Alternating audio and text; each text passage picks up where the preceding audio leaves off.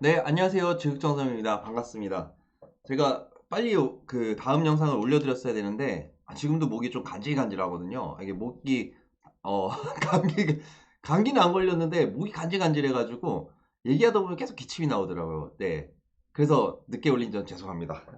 어쨌든 전 시간에 제가 말씀드렸지 않습니까? 내용 그 방법하고 방향을 알아야 우리가 준비할 수 있다. 그래서 방향하고 방법을 제가 말씀드리겠습니다. 어쨌든 센터에서는 하는 건 다 하고 계시더라고요. 그런데 이걸 왜 해야 되는지, 이게 어떤 의도로 하는 건지 이걸 모르시는 분들이 너무 많으셔서 제가 그거를 또 한번 흐름을 잡아드리는 시간이라고 생각하시면 좋겠습니다. 네, 감사합니다. 그러면 제가 전 시간에 말씀드렸죠. 첫 번째 업무는 뭐냐? 우리가 어르신이 공단에서 봤을 때 건강에 더 악화지지 않기 위해서 예방에 대한 자료를 7가지를 드려야 된다. 그리고 이거에 대한 방법은 네, 현장에서 그 7가지를 드리고 그 다음에 면담으로 확인하는 겁니다. 두 번째로는 어르신이 계약하기 전에 돈과 시간에 대해서 알려드리고 그 다음 계약서를 쓰시고 그 다음에 야 아줌마 하지 않도록 직원 대우를 어떻게 하시고 다 해줘 하지 않도록 업무 범위에 대해서 안내를 해줘야 되는 거고, 이거를 확인하는 방법은 면담이라 말씀드렸습니다.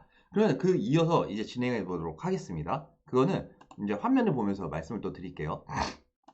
네, 보시면 제가 이제 준비를 해왔는데요. 자, 그 방향하고 방법만 말씀드리겠습니다. 이것만 보셔도 이해가 되십니다. 방향하고 방법만 보셔도. 보시면 수급자의 방향을 볼게요. 수급자의 낙상, 제가 표시를 펜으로 한번 보여드리겠습니다. 펜으로. 자, 수급자의 낙상, 그리고 욕창, 인지 기능 상태를 정기적으로 파악하라고 되어 있습니다. 정기적. 이 네 가지 키워드만 기억하세요. 낙상, 욕창, 인지를 파악을 해야 되는구나. 이거를 정기적으로 파악하는구나 라고만 생각하시면 됩니다. 그러면 낙상, 욕창, 인지를 어떻게 평가하느냐? 타당한 평가 도구가 있습니다. 타당한 평가 도구. 타당한 평가 도구라는 의미를 잘 생각하셔야 되는데요. 자, 우리 공단분들하고나 어떤 공단분들 외에 이제 공무원분들하고 일해보신 경험이 있으신 분들은 제 말이 공감이 되실 겁니다. 일을 하시다 보면 어떻게 보면 공단분들이나 이런 분들은 그 책임 소재가 굉장히 좀 다른 권위 있는 어떤 단체라든지 사람이라든지 이런 거에 공문이라든지 어떤 내려온 거에 대해서 우리는 이렇기 때문에 이렇게 합니다. 이런 경향이 있습니다. 이런 경향이 있기 때문에 공단에서도 마찬가지입니다. 이 도구를 본인들이 만든 게 아니고 어떤 권위 있는 집단과 사람한테 받아놓은 거죠. 그거가 뭐냐 보시게 되면 우리가 이제 아시고 계시는 센터에서 많이 보는 이 HUMM의 낙상 위온도 평가 도구, 브래든캐스케의 평가 도구, KMMSE, 요즘 이제 시스트까지 있죠. 이 도구를 가지고 어르신을 평가하라는 거예요. 네, 아시겠죠? 그렇게 평가를 하는데 저는 급여 개시 전이지 않습니까? 급여 개시 전이니까 이 지금 어르신 댁에 등급받아서 찾아가고 있는 상황이기 때문에 물론 급여 개시 전입니다. 수급자가. 급여 개시 전에 이제 진행해 하셔야 되는 부분이고요. 그리고 정기적이라는 거는 연 1회씩입니다. 연 1회씩. 그리고 방법은 어떻죠? 자, 방법은 보시죠. 기록입니다. 기록. 자, 이제 기록이 처음 나왔습니다. 기록은 센터가 가지고 있어야 될 서류라고 보시면 됩니다. 방법이 기록이다. 센터에 서류가 있어야 됩니다. 네, 있어야 됩니다. 만약에 이거를 이렇게 많이 하세요. 이거 전산상으로 가지고 있어도 되나요? 이런 질문들을 많이 하시는데 전산상으로 가지고도 계셔도 되는데 평가받을 때는 웬만하면 출력을 다 하셔가지고 딱 보여주시는 거를 제가 네, 말씀드리고 싶습니다. 또 뭐 이렇게 평가를 하게 되면 와서 수급자 4명의 서류를 봐달라. 뭐 30명 이상이면 4명이니까요.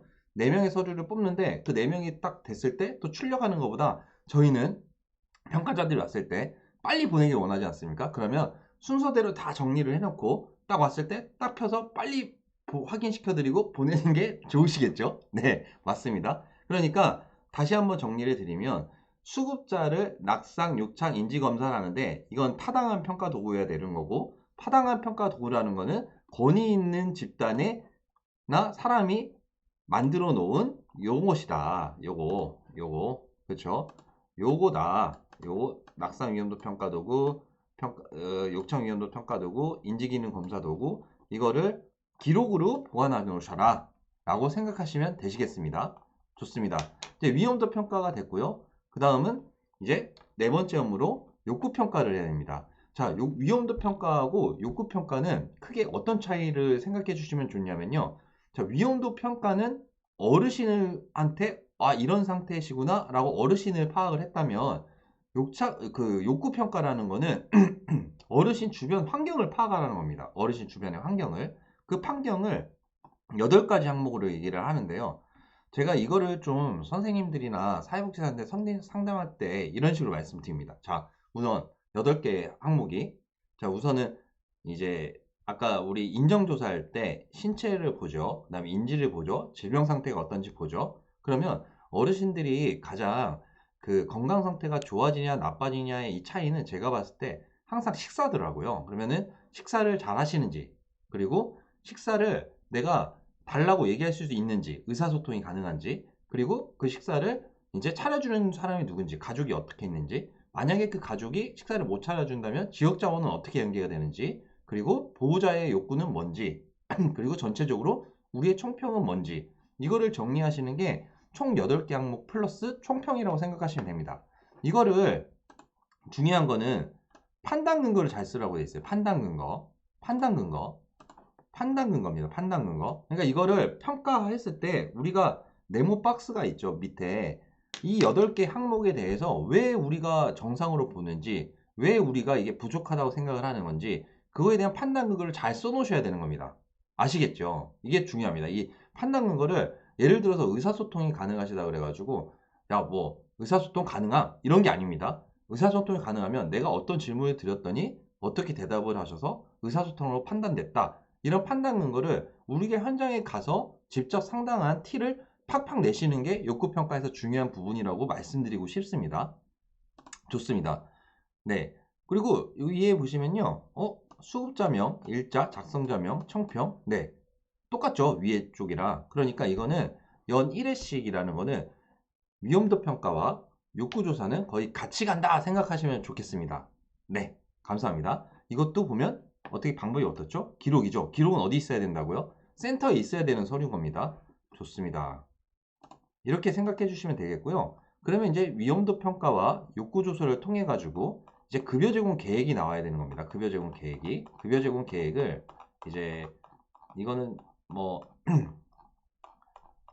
급여 제공 이건 제가 만든 교재에 이제 있는 내용들을 쭉 설명을 드린 건데 그 뒤에 자 계획은 어떻게 수립을 해야 되느냐 보시게 되면요. 자 평가 방향을 보겠습니다. 뭐라고 돼 있죠? 네.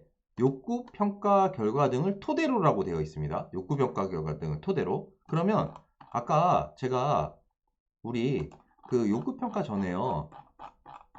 아, 욕구 평가는 뭐라고 써 있는지 한번 볼까요?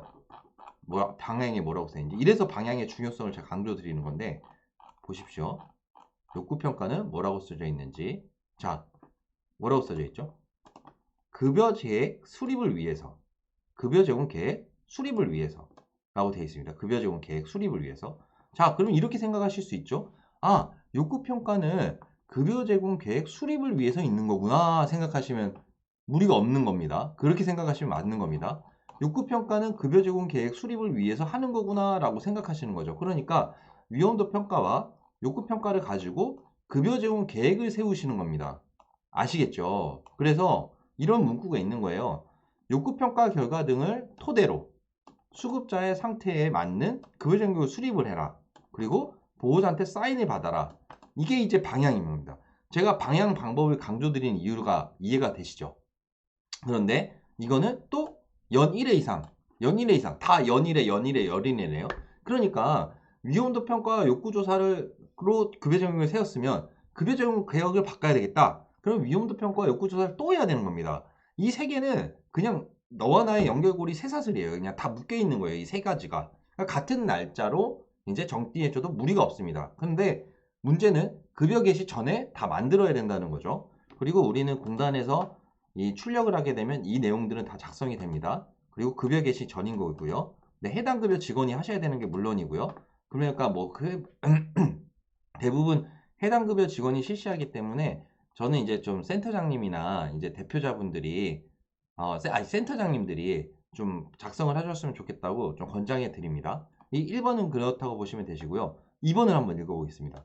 표준장기이용 계획서, 자, 욕구평가, 낙상욕창 인지. 네, 앞에서 했던 거죠. 위험도 평가와 욕구조사를 가지고 그리고 플러스로 내가 공단에서 제공한 어르신이 무슨 서비스가 필요하다는 개인별 장기유형 계획서를 가지고 이거를 급여 제공 계획에 반영하라고 돼 있죠. 반영. 참 어렵죠. 반영이란 게. 그러니까 이거 때문에 계획이 나왔다는 거를 팍팍 서류에 티를 내놓으셔라는 겁니다. 그 내놓으신 다음에 이거를 두부를 출력하셔가지고 보호자한테 확인 서명을 받는 게 급여 제공 계획의 목적이라고 보시면 되겠습니다. 이 하는 거에. 근데 이거를 기록이죠, 기록. 기록이라는 거는 네, 어떻게 보관해야 된다고요? 서류를 센터에 보관하셔야 되는 겁니다. 아시겠죠? 네. 지금 기록에 대한 말씀을 쭉 드려봤습니다. 그러니까 방향을 다시 한번 정리를 해드리면요. 위험도 평가는 어르신 자체를 이제 네, 다시 한번 정리를 해드리겠습니다. 자, 위험도 평가라는 거는 어르신 자체를 평가하는데 낙상, 욕창, 인지 조사를 하는데요. 이거는 타당한 평가 도구를 통해서 하는 겁니다. 그 다음에 이 위험도 평가를 통한 다음에 욕구조사랍니다. 욕구조사는 어르신은 파악이 됐으니 그 환경을 파악한다고 생각하시면 되는 겁니다. 그게 8가지 항목이 있다고 말씀드렸죠. 8가지 항목 플러스 총평입니다. 근데 이거를 우리가 어떤 문제가 행동이 있다라고 봤을 때 그거에 대한 판단 근거를 잘 써놓으셔야 되는 게 욕구평가에서 중요합니다. 근데 그 판단 근거를 그냥 서술형으로 우리가 어르신 댁에 가서 보고 확인한 것을 작성하라는 거죠. 그게 이제 욕구평가고요. 위험도 평가와 욕구평가를 토대로 급여 제공 계획이 나와야 되는 겁니다. 급여 제공 계획이. 계획이 나왔을 때는 우리가 공단에 보면 아시죠? 며칠 날 뭐 하고 며칠 날 뭐 하고 1일 날 몇십 분씩 뭐 하고 제가 그 전년 제 동영상에 보면 또 급여 제공 계획 수립하는 방법 올려놓은 게 있는데요. 그겁니다. 이렇게 작성을 하시는 게 이제 급여 제공 계획까지라고 생각하시면 되겠습니다. 자, 오늘은 제가 여기까지 또 말씀을 드리고요. 제가 또 빠른 시일 내에 그 수급자 댁 방문하기 전에 세 번째 시간을 제작해서 영상을 제작해서 또 올려드리도록 하겠습니다. 감사드리고요. 저도 목이 좀 간질간질한데 환절기 때 감기 조심하시고요. 진짜 코로나 이제 지겹습니다. 아주 계속 말씀드리기로 하는데 이게 좀 끝났으면 좋겠네요. 감사합니다. 행복하세요. 고맙습니다.